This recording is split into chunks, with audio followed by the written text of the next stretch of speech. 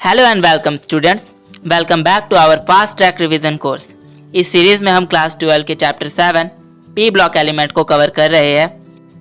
पिछले वीडियो में हमने basic strength, thermal stability, preparation of ammonia, oxides of group 15 element जैसे टॉपिक्स को कवर किया। आप इन वीडियोस को डिस्क्रिप्शन बॉक्स में चेक कर सकते हैं। तो चलिए शुरू करते हैं हमारा next topic, halides of nitrogen. Halides of nitrogen के हमारे दो जनरल फार्मूला बनते हैं।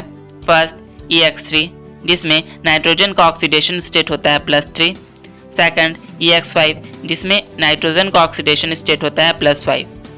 इसमें नाइट्रोजन के ट्राईहैलाइड लीस्ट स्टेबल होते हैं, उनमें से भी NF3 स्टेबल होते हैं, बाकी के नाइट्रोजन के ट्राईहैलाइड अनस्टेबल होते हैं। बाकी के ट्राईहैलाइड अनस्टेबल इसलिए होते हैं क्योंकि नाइट्रोजन का एटॉमिक साइज बहुत कम है, इसलिए नाइट्रोजन के ट्राईहैलाइड में साइज में डिफरेंस हो जाता है, जिससे NX बॉन्ड वीक हो जाते हैं, इसलिए NCl3, NBr3 और Ni3 अनस्टेबल होते हैं।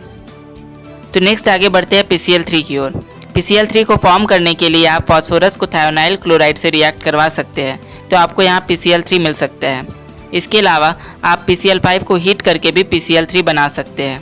आपको PCl3 की स्ट्रक्चर याद रख लेनी है। PCl5 में दो तरह के बॉन्ड बनते हैं, एक्सियल एंड इक्वेटोरियल। इसकी ज्योमेट्री होती है ट्राइगोनल बाइपिरामिडल। इसमें एक्सियल बॉन्ड इक्वेटोरियल बॉन्ड से ज़्यादा लॉन्ग होते हैं ड्यू टू हाई रिपल्शन। अब हम देख लेते हैं acid of group 15 elements. Acid में सबसे फर्स्ट और सबसे पहले हमें पढ़ना है नाइट्रिक एसिड के बारे में। तो नाइट्रिक एसिड को फॉर्म करने के लिए हमारे पास लेबोरेटरी मेथड है ऑस्टवाल प्रोसेस। ऑस्टवाल प्रोसेस में हम क्या करते हैं, अमोनिया को प्लैटिनम और रोडियम के प्रेजेंस में 500 kelvin temperature and 9 bar pressure में ऑक्सीजन से रिएक्ट करवाते हैं, तो हमें नाइट्रोजन ऑक्साइड मिलता है।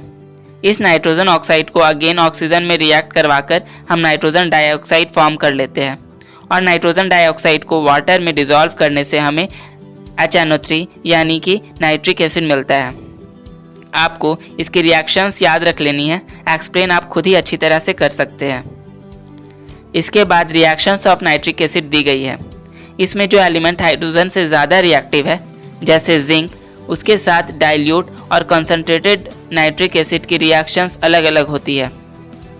First, zinc plus concentrated nitric acid gives out zinc nitrate plus nitrogen dioxide plus water. Second, zinc plus dilute nitric acid gives out zinc nitrate plus nitrous acid plus water. इसमें आपको याद रखना है कि concentrated के साथ nitrogen dioxide, जबकि dilute के साथ नाइट्रस ऑक्साइड मिलती है। जिंक के बदले आप कोई भी मेटल यूज़ कर सकते हैं जिसकी रिएक्टिविटी नाइट्रोजन से ज़्यादा हो, उसकी रिएक्शन भी सेम उसी तरह होगी।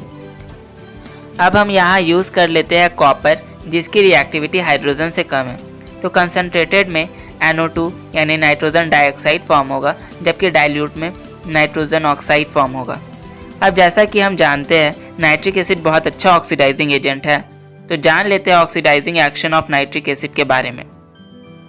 First, iodine plus nitric acid gives iodic acid plus nitrogen dioxide plus water. Second, phosphorus plus nitric acid gives phosphoric acid plus nitrogen dioxide plus water. Third, carbon plus nitric acid gives carbon dioxide plus water plus nitrogen dioxide. सभी reactions में water और nitrogen dioxide same रहेंगे।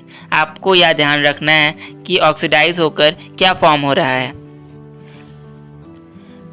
Picture में आपको nitrate ion की structure को दिखाया गया है, जिसे आपको याद रख लेना है, और इसके साथ होता है ब्राउन रिंग टेस्ट। इसमें हम डाइल्यूट फेरस सल्फेट को aqueous solution of nitrate salt के साथ रिएक्ट करवाते हैं, साथ में along the side of the tube से slowly concentrated sulphuric acid add कर देते हैं, तो जंक्शन में एक रिंग बन जाता है, इसलिए इसे ब्राउन रिंग टेस्ट भी कहते हैं। तो हमारा नेक्स्ट टॉपिक है ऑक्सो एसिड ऑफ फास्फोरस। इसके स्ट्रक्चर बहुत इंपॉर्टेंट है, जिसे आपको याद रख लेनी है।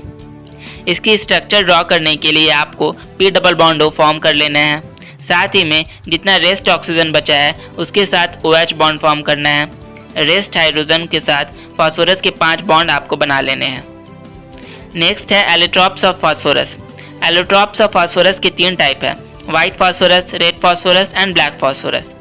इनमें व्हाइट फास्फोरस सबसे ज़्यादा रिएक्टिव होता है क्योंकि P4 यूनिट में एंगुलर स्ट्रेन हो जाती है। तो व्हाइट फास्फोरस एटमॉस्फेयर में आते ही व्हाइट फ्यूम्स रिलीज करता है। Second, red phosphorus. क्योंकि रेड फास्फोरस की पॉलीमेरिक स्ट्रक्चर होती है इसलिए इसकी रिएक्टिविटी लो हो जाती है। Third, black phosphorus. Black phosphorus की दो फॉर्म होती है, alpha black and beta black, जो हाईली पॉलीमेरिक होती है और उनकी डेंसिटी भी बहुत ज़्यादा होती है। यहाँ कुछ इंपॉर्टेंट रिएक्शन दिए गए हैं जिसका स्क्रीनशॉट लेकर आप उन्हें याद कर लें। इसी के साथ हमारा ग्रुप 15 यहीं समाप्त होता है। If you enjoyed this video, hit the like button, share the video with your friends and subscribe to our channel. We will release new video very soon. I'll see you next time. Bye.